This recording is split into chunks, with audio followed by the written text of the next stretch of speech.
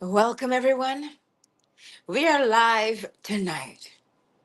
Oh, it is very good to see you all here on YouTube, Facebook, TikTok, Twitter, fan base. Ow.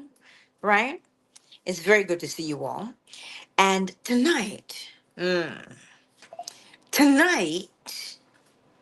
by imagination, we become. That is the lecture tonight. Listen, I trust you had a great day today. My day was productive. I got lots done. Uh, There were no major issues. All technicians were great. Everybody showed up. Ah, it was a great day. And here's something. I didn't lose my I didn't lose my cool. Right? Right? Anywho, let us begin tonight with by imagination. We become hello cyber. It is good to see you. It is. This is from Neville Goddard's radio talk again in July of 1951. He says, how many times have we heard someone say, oh, it's only his imagination? The Temptations did it. Just my imagination running away with me. Huh? How many times have we heard someone say, oh, it is just his imagination? Only his imagination. Man's imagination is the man himself. No man has too little imagination, but few men have disciplined their imagination. Imagination is in itself indestructible. Therein lies the horror of its misuse. Daily, we pass some stranger on the street and observe him muttering to himself, carrying on an imaginary argument with one not present. He is arguing with vehemence, with fear, or with hatred, not realizing that he is setting in motion by his imagination an unpleasant event which he will presently encounter. You don't say. The world, as imagination sees it, is the real world. Not facts, but figments of the imagination shape our daily lives. It is the exact and literal minded who live in a fictitious world.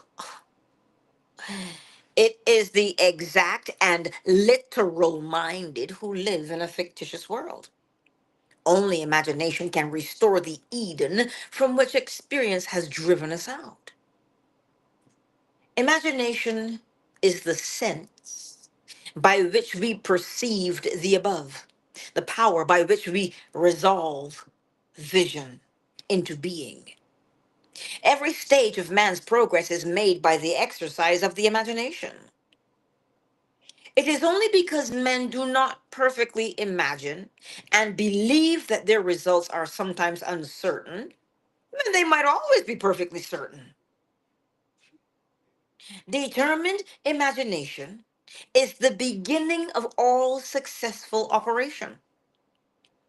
The imagination alone is the means of fulfilling the intention. The man who at will can call up whatever image he pleases is by virtue of the power of his imagination, least of all subject to caprice. Embarrassment, then, least of all subject to that. Why? Because he knows what he believes is true. The solitary or captive can, by intensity of imagination and feeling, affect myriads so that he can act through many men and speak through many voices. But we could never be certain, wrote William Butler Yeats in his Ideas of Good and Evil, that it was not some woman treading in the winepress who began that subtle change in men's minds, or that the passion did not begin in the mind of some shepherd boy, lighting up his eyes for a moment before it ran upon its way. Let me tell you a story of a very dear friend of mine at the time, the costume designer of the music hall in New York. She told me one day of her difficulty in working with one of the producers who invariably criticized and rejected her best work unjustly, that he was often rude and seemed deliberately unfair to her. Now, upon hearing her story, I reminded her, as I am reminding you, that men can only echo to us that which we whisper to them in secret. Men can only echo to us that which we whisper to them in secret. I had no doubt but that she silently argued with the producer, not in the flesh, not in the flesh, but in quiet moments to herself. She confessed that she did just that each morning as she walked to work. I asked her to change her attitude toward him, to assume that he was congratulating her on her fine designs, and she in turn was thanking him for his praise and kindness. This young designer took my advice, and as she walked to the theater, she imagined a perfect relationship of the producer praising her work, and she in turn responding with gratitude for his appreciation. This she did morning after morning, and in a very short while, she discovered for herself that her own attitude determined the scenery of her existence. Now, when did she do it? Wisdom Almighty 69. When did she do it? She did it morning after morning. So every day she got up and she walked to work, she would imagine a perfect relationship of the producer praising her work. And she, in turn, would be responding with gratitude for his appreciation. The behavior of the producer completely reversed itself. He became the most pleasant professional employer she had ever encountered. His behavior merely echoed the changes that she had whispered within herself. What she did was by the power of imagination. Her fantasy led his, and she herself dictated to him the discourse they eventually had together at the time she was seemingly walking alone. Let us set ourselves here and now a daily exercise of controlling and disciplining our imagination. Oh, what finer beginning than to imagine better than the best we know for a friend? There is no coal of character so dead that it will not glow and flame if but slightly turned. Don't blame, only resolve. Life, like music, can by a new setting turn all its discords into harmonies. Represent your friend to yourself as already expressing that which he desires to be. Let us know that with whatever attitude we approach another, a similar attitude approaches us. Let us know that with whatever attitude we approach another, a similar attitude approaches us. Well, how can we do this? Well, do what my friend did. To establish rapport, call your friend mentally. Focus your attention on him and mentally call his name just as you would to attract his attention were you to see him on the street. Imagine that he has answered. Mentally hear his voice. Imagine that he is telling you of the great good you have desired for him. And you, in turn, tell him of your joy in witnessing his good fortune. Having mentally heard that which you wanted to hear, Having thrilled to the news heard, go about your daily task. Your imagined conversation must awaken what it affirmed. What? Your imagined conversation must awaken what it affirmed. The acceptance of the end wills the means. And the wisest reflection could not devise more effective means than those which are willed by the acceptance of the end. What? I'll say it again slowly so you grasp the meaning. And the wisest reflection could not devise more effective means than those which are willed by the acceptance of the end. In other words, the moment you accept the end, which is the fulfillment of the thing desired, it is the acceptance that brings you into the presence of opportunities to fulfill it. So it is not by might, it is not by power, but it is by my what now? Spirit, which is imagination.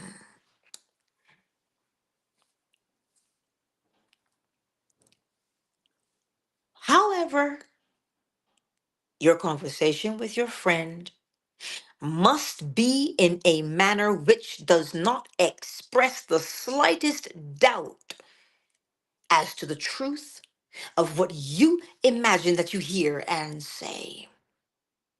If you do not control your imagination, you will find that you are hearing and saying all that you formerly heard and said.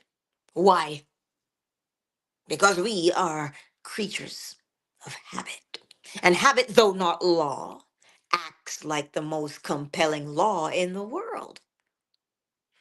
Let me slide in here. The principle or the law of rhythm. That is why habits act as if they are the most what? Compelling law in the world. Law of rhythm. But I digress. With this knowledge of the power of imagination, be as the disciplined man and transform your world by imagining and feeling only what is lovely and of good report. The beautiful idea you awaken in yourself shall not fail to arouse its affinity in others. Again, the beautiful idea you awaken in yourself shall not fail to arouse its affinity in others. What does that mean? As within, sugar visions, so without. So, whatever that thing is, that beautiful idea that you awaken within yourself, you're projecting it out into the world. And it will arouse the affinity in others, which will draw them unto you, and they will do. Hmm. Do not wait 4 months for the harvest. Today is the day to practice the control and discipline of your imagination. Man is only limited by weakness of attention and poverty of imagination. Oh, man is only limited by weakness of attention and poverty of imagination. What do you mean by weakness of imagination? According to my YouTube and Restream analytics, people can only handle 12 seconds, if that, on average. So this if this whole video is 45 minutes, they're not going to sit here for the whole 45 minutes and listen keenly to what I have to say. No, because their attention is undisciplined.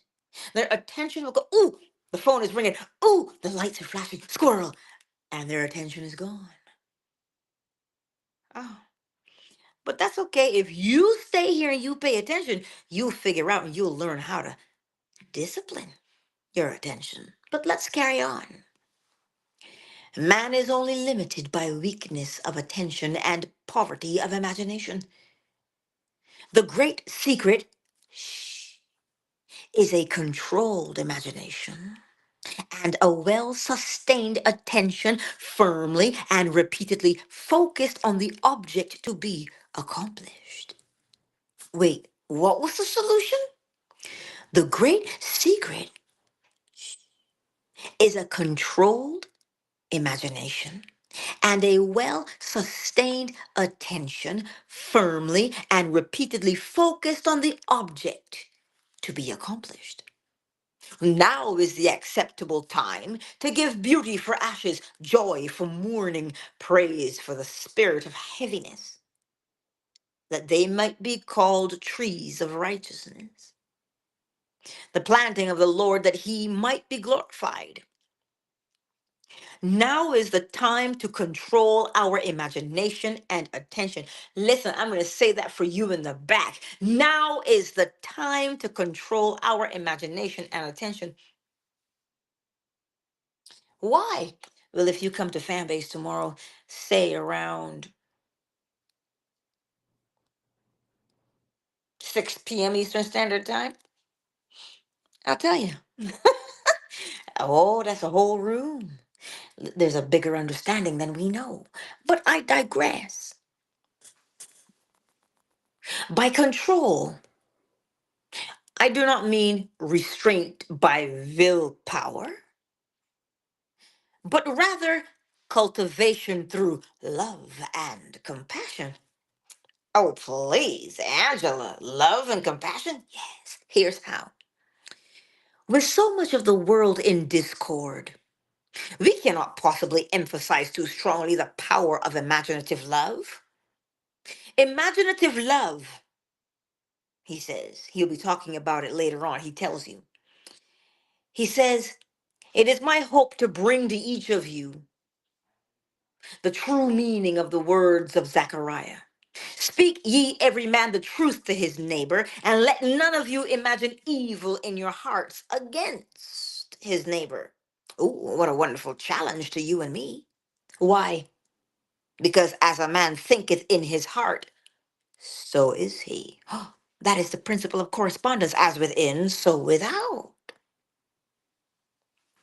As a man imagines, so is he. Hold fast to love in your imagination. By creating an ideal within your mental sphere, you can approximate yourself to this ideal image till you become one and the same with it, thereby transforming yourself into it, or rather, absorbing its qualities into the very core of your being. Never, never lose sight of the power that is within you. Imaginative love lifts the invisible into sight and gives us water in the desert. It builds for the soul its only fit abiding place. Beauty, love, and all of good report are the garden, but imaginative love is the way into the garden. Sow an imaginary conversation, you reap an act. Sow an act, you reap a habit. Sow a habit, you reap a character. Sow a character, you reap your destiny. By sow, he means to plant. Yes? So if you plant an imaginary conversation, you will reap an act. If you plant an act, you will reap a habit. Well, if you plant a habit, you will reap a character. But if you plant a character, you reap your destiny. So is destiny predetermined, or is destiny the effect of your planting? Well, that's food for thought, isn't it? By imagination, we are all reaping our destinies, whether they be good, bad, or indifferent. Imagination has full power of objective realization, and every stage of man's progress or regression is made by the exercise of imagination. Say it again. Imagination has full power of objective realization. To be objective means I'm objective to you right now because you can see me. I'm right here on this screen. I'm an objective fact to you right now. But you see, when you go about your day and you hear my voice in the back of your head talking to you, don't you pop off. Don't you lose your cool. That is subjective. Why? Because you can't see me. I'm right here. Subjective. Hmm, you get it now. He says, I believe with William Blake. I gotta highlight this before I read it. Let me highlight it before I read it.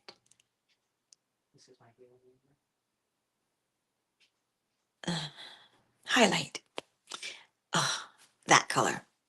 What seems to be is to those to whom it seems to be, and is productive of the most dreadful consequences to those to whom it seems to be, even of torments, despair, and eternal death.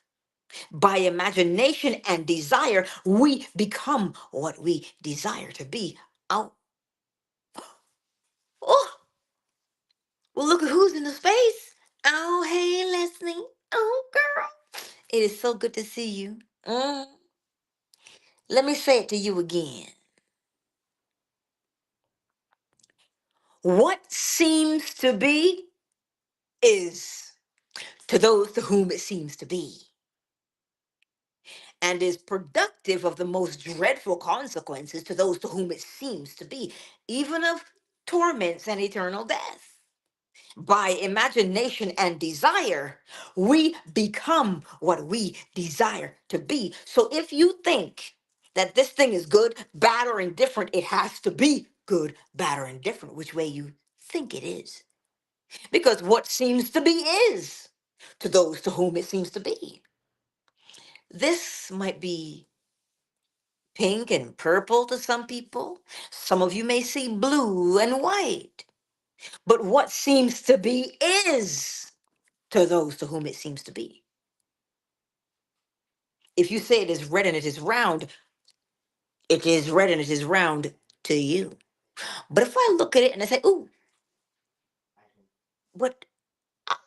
I, I think it's more orange than it is red, but then it has to be orange to you. So what seems to be is to those to whom it seems to be. So if you think a thing is impure, it has to be. If you think a thing is righteous, it has to be. Because you think it is, you behave according to what you think it is. So if you think something is morally incorrect, you won't do it, will you? Because to you it is immoral. So you won't do it.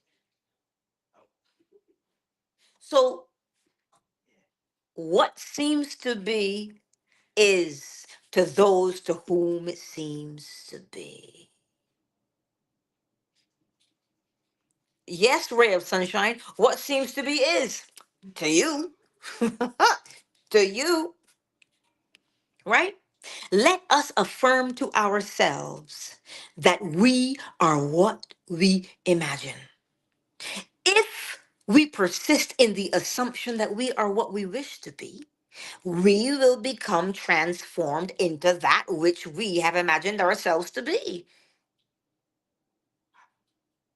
If we persist in the assumption that we are what we wish to be, we will become transformed into that which we have imagined ourselves to be.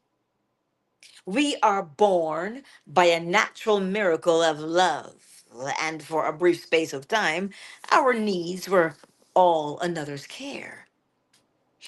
In that simple truth lies the secret of life. Except by love, we cannot truly live at all. Our parents, in their separate individualities, have no power to transmit life. So, back we come to the basic truth that life is the offspring of love. Therefore, no love, no life. Ow. Thus, it is rational to say that God is love. Love is our birthright. Love is the fundamental necessity of our life. Do not go seeking for that which you are. Those who go seeking for love only make manifest their own lovelessness. And the loveless never find love. Only the loving find love, and they never have to seek for it. Why? Why?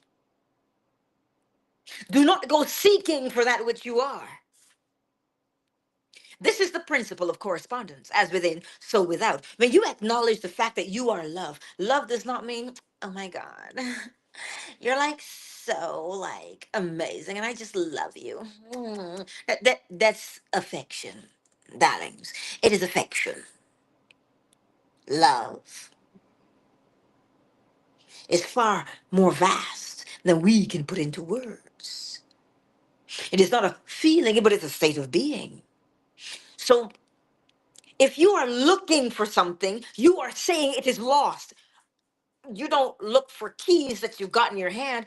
Mind you, I've looked for my glasses while they were here.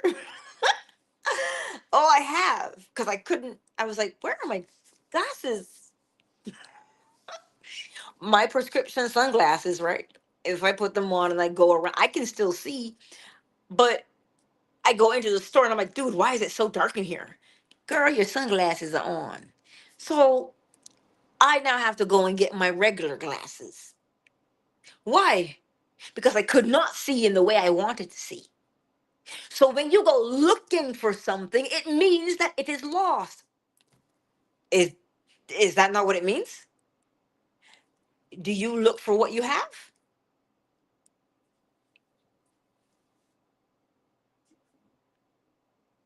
No, you don't. You look for what you don't have. So when he says, do not go seeking for that which you are, you are love. But you see, somewhere along the line, something or someone has convinced us that, oh, love is lost and you must go on a journey to discover it. It has been within you all along. Remember, you only look for what is lost. You only look for what is lacking. So if you're looking for something that you are lacking, where's the lack? Inside. So as within, so without. This is why when you say I am, when the scripture tells you to let the weak say I am strong, you have to have strength on the inside so that you can see it on the outside to know that that's what you are. But if you say, oh my God, I'm so weak, I have to find strength, you will only find what? What is already inside. You can only see the evidence of what is already within. So you cannot say, oh my God, I'm so lonely. I want the best relationship. If I don't have a relationship, what are you doing? You are magnifying what you are lacking. And if you magnify that which you lack, well, then when we magnify things, they get bigger, don't they? I mean, this is not speculation. We've all held magnifying glasses up to the eye. Have we not? What we magnify becomes bigger. So when you magnify the lack in your life, you cannot now complain that you only see the evidence of lack. So this is why you have to become what you want to be in the world. You have to become it.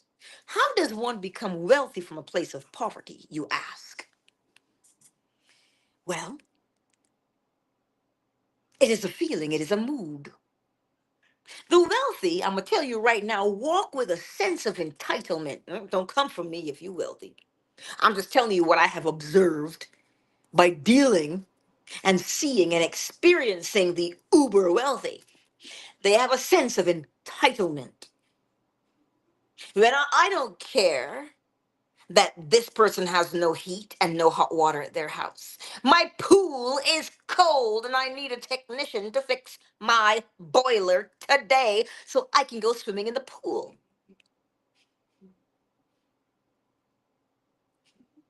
It is a sense of entitlement. It is a particular attitude.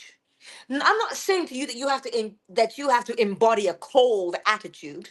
I'm saying to you it is an attitude that says, "Ooh, I command things to be. I command things to happen the way I want them to happen." That is the attitude of the wealthy. And there's the thing, my beautiful Nadia. You see, audacity is neither good, bad, nor indifferent. Audacity is just a mood. It is just an attitude that one puts on. So, however you choose to use your audacity, what seems to be is to those to whom it seems to be. So, if we think that audacity is bad, then we won't have audacity to do the things we want to do because we are held captive by our, "Huh, oh, I can't have the audacity to do that. Oh, heavens, no." You see? What seems to be is to those to whom it seems to be. So to move from a state of poverty to a state of wealth is a mental movement. It is an attitude of audacity. All right? Don't worry. My child is playing in the space next door and, he's doing his very best to be as quiet as possible. But you know how these young ones are. Anywho, so when it says do not go seeking for that which you are, you have to accept what you are. When you accept what you are, you see the evidence of it. It is inevitable that you see the evidence, right? So, this is why I'm saying to you to become, because we're going to go through the steps. Let's make life easy, right? We always ask the question, what do you want out of life? No, no, no. Don't ask what you want because that's something you have to get. Perhaps if you ask the question, what do I want to become? Who do I want to become? That is far better because it puts it into perspective. It takes the attention away from things and puts it on you. Who do I want to become? Then you have to adopt the attitude of what it is you want to become. So you see, my beautiful friends, tonight, love is our birthright. Love is the fundamental necessity of our life. Do not go seeking for that which you are. Those who go seeking for love only make manifest their own lovelessness, and the loveless never find love. Not because there's somebody who's cruel and mean withholding love from you, but as within, so without. If you embody love, you will experience love. If you embody the, oh my God, I must find love, I'm so unlovable. As within, so without. As within, so without. As Granny used to say, put that in your pipe and smoke it. As within, so without. Only the loving find love, and they never have to seek for it. Why do you never have to seek for it? Because you do not go seeking for that which you already are. I trust. Oh, because that's the end of the chapter. I trust that it makes sense to you because we deal with things in life where we are told, get this, get that, accomplish this, accomplish that. And if we do not accomplish or get, there's a particular way we feel, don't we? But the encouragement is this: instead of asking for things, why? Things wither and die. Things wither and die. Don't you have to charge your phone because the battery dies? And we all know sometimes, allegedly, that if your phone is a certain age, allegedly, you are strongly suggested to replace it, allegedly, by the way the phone performs. Allegedly. All things wither and die. But you, my beautiful friend, are immortal. Angela, what's in your glass? Water. I'm not crazy. You are immortal. What makes you immortal? The awareness of your very existence. Whether you exist in a physical form or a non physical form, you know that you are. And that knowing never can cease. You can forget who you are, as Neville says it so poetically. You can forget where you are. You can forget why, but you will always know that you are. That is what makes you immortal. That is what immortality means. Not trying to prolong the physical life. This is only a form. Mind you, this form is popping, but I digress. I digress. And it's only a form. The form moves from form to formless. So I'm going to have to relinquish form someday in the way distant future. We all shall. But it is the formless that we are. And we are aware of this. We are aware of it.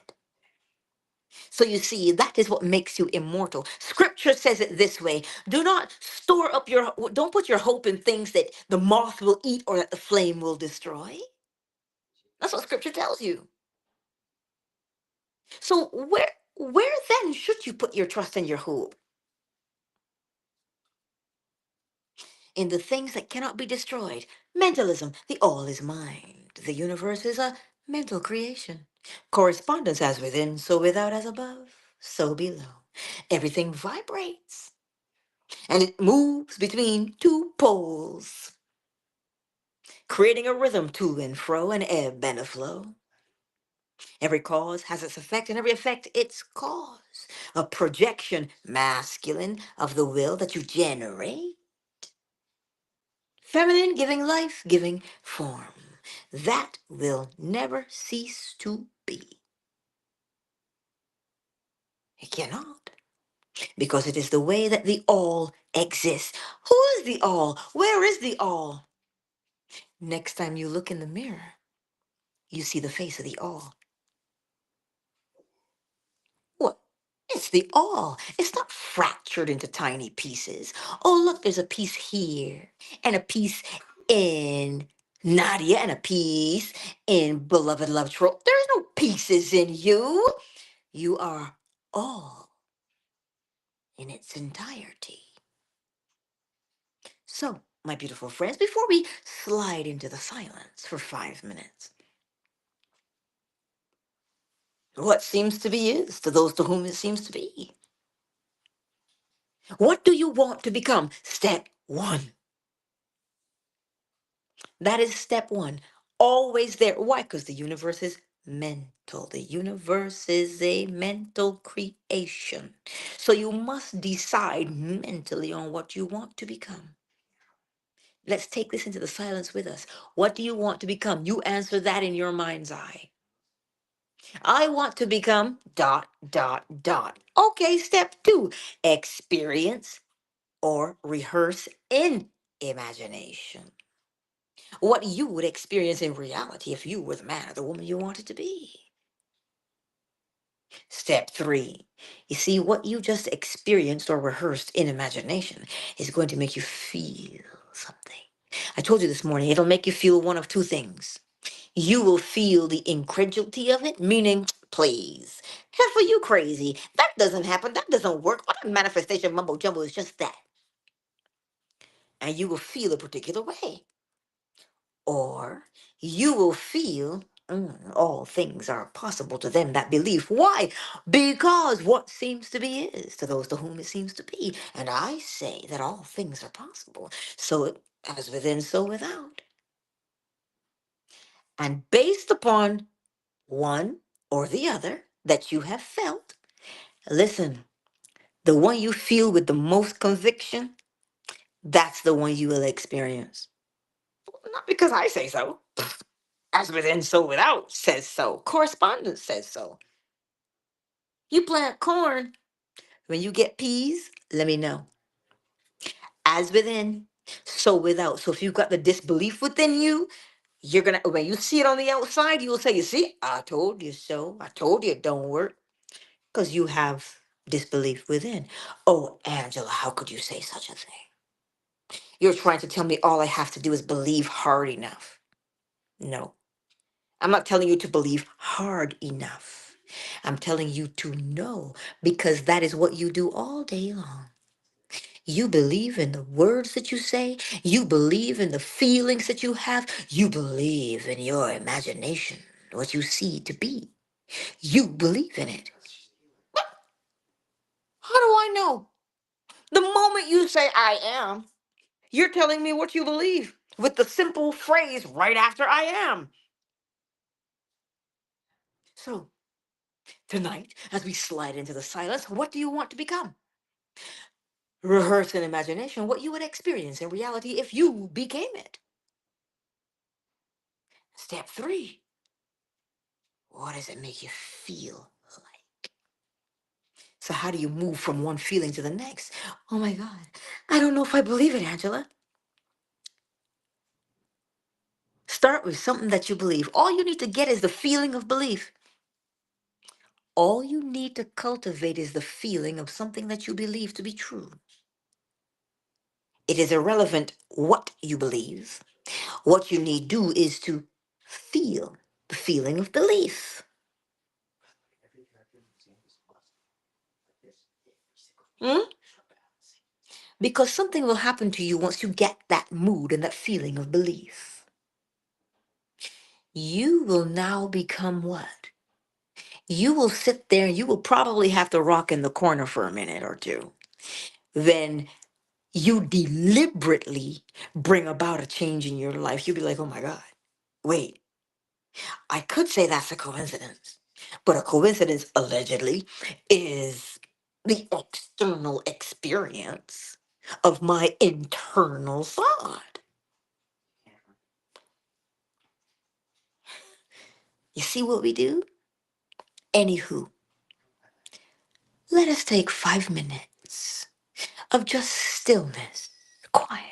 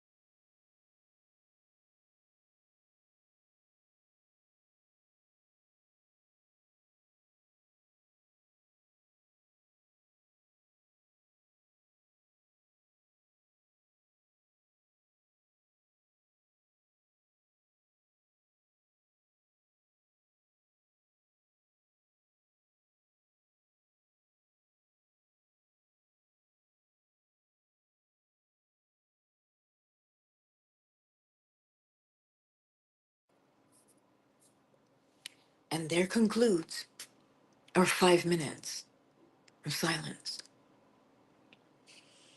I trust that you found this lecture from Neville Goddard from July 1951. I trust that you found it to be helpful. Monday's lecture, because we continue on, don't we? Answered prayer. Oh, oh, well, that should be a good one too. Mind you, they all are, right? So answered prayers on Monday. Um,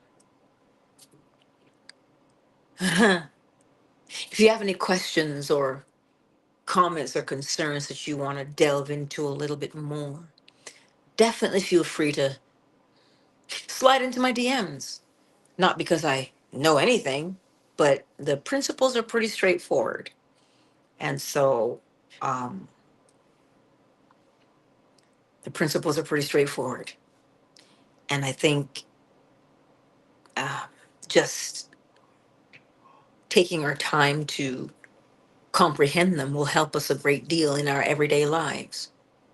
So I'll be kicking around. Tomorrow is Saturday. Yay! We're on fan base all day tomorrow, pretty much, from 3 p.m. till about 7 p.m. because I have rooms right after the other, and only on fan base on Saturdays. Narration 101, um, traditional Chinese medicine at home, group coaching, and my favorite one now is the alien room. Oh, yes, honey. But anywho, what do all those things have in common? Hmm, the principles. And it's funny because in reading the alien books, this is something I knew that it because it just stood out to me from my traditional Chinese medicine school days. Thoth. I knew he was Huangdi. I just knew he was the Yellow Emperor. That is one of the books we have to read in TCM school, The Yellow Emperor, The Treatise of Disease. And something about his name just stood out to me. And I said, he has to be Huangdi. Sure enough, allegedly, he is.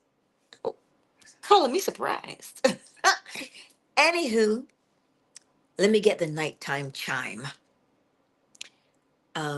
And when you hear the chime tonight, whatever it is you're facing tonight, one, you're not alone. Two, you have the answer to free yourself. Three, just apply it. But I'm scared, Angela. Which one of us has never done anything scared? We do a lot of things and we're scared. This is just one more. Where does courage come from? Practicing. So don't worry. You know the steps. Know what you want to become. Rehearse in imagination what you want to experience in reality.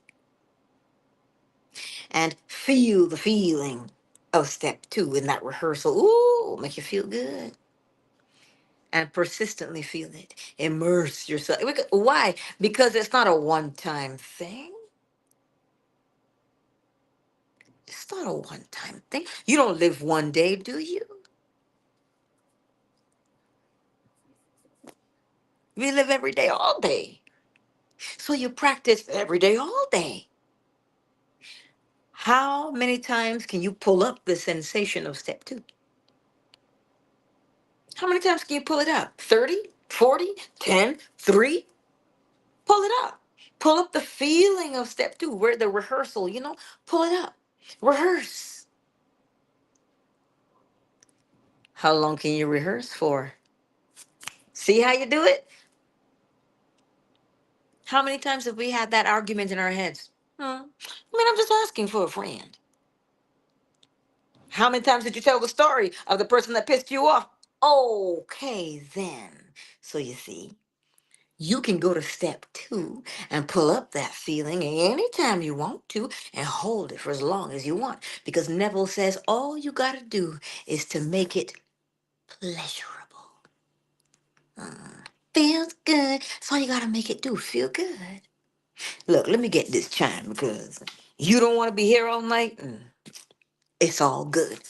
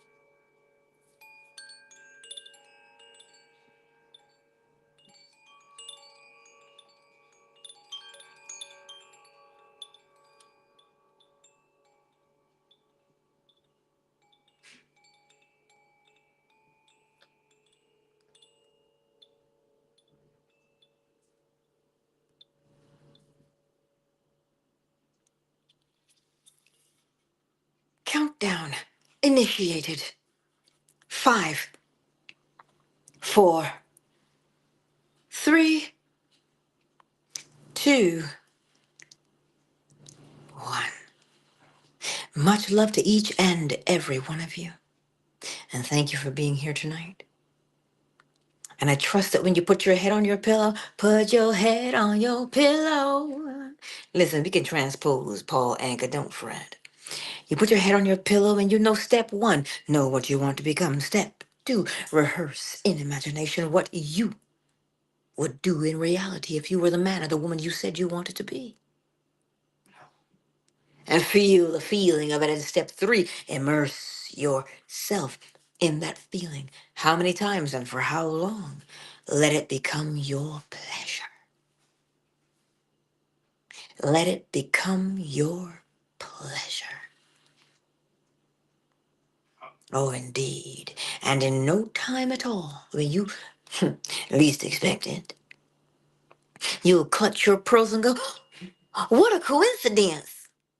But now that you know what a coincidence is, the external expression of your internal thought, the two things have to match, do they not? Oh my God, I was just thinking about you and you called.